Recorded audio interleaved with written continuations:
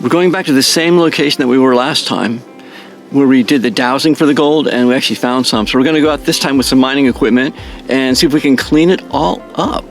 If you haven't seen the other video, it's the one just prior to this one. See you in a few.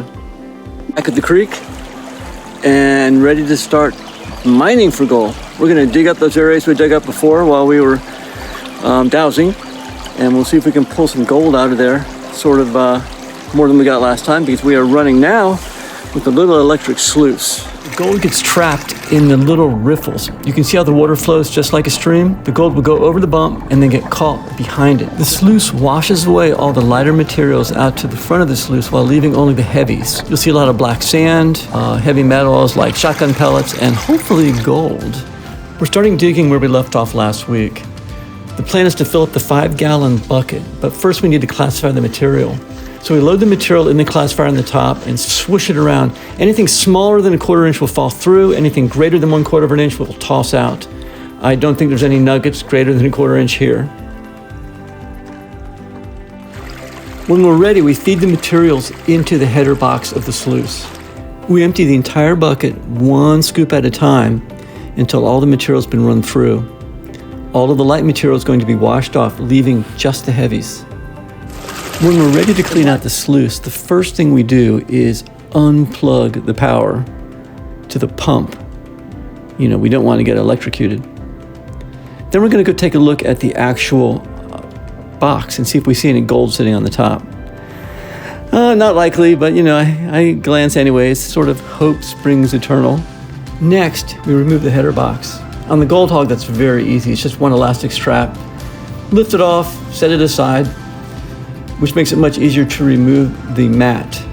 We go to the back, we slide out the mat, and we dump the concentrates from the mat into our concentration bucket to be looked at later.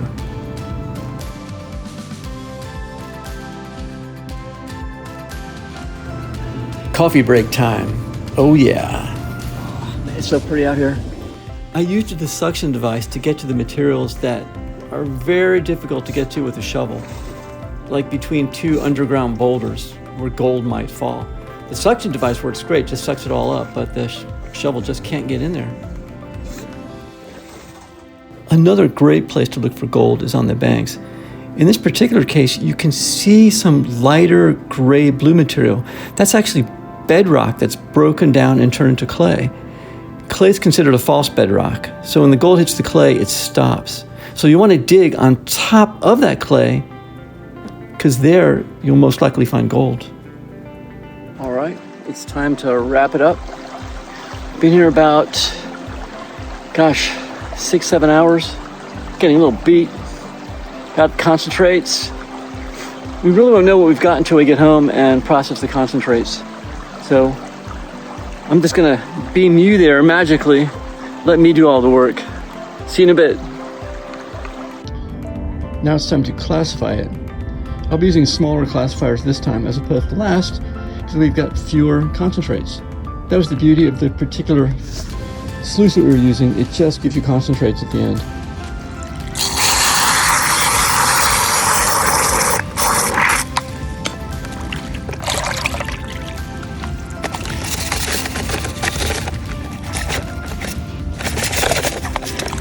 All the dirt's been classified. We're ready to start extracting the gold. And for that, I'm setting up the micro sluice. The bubbles are from a surfactant I use to break the water tension. That's to keep the lighter gold from floating. And it does float, because it can't break the surface tension, it's so tiny. But we want it all.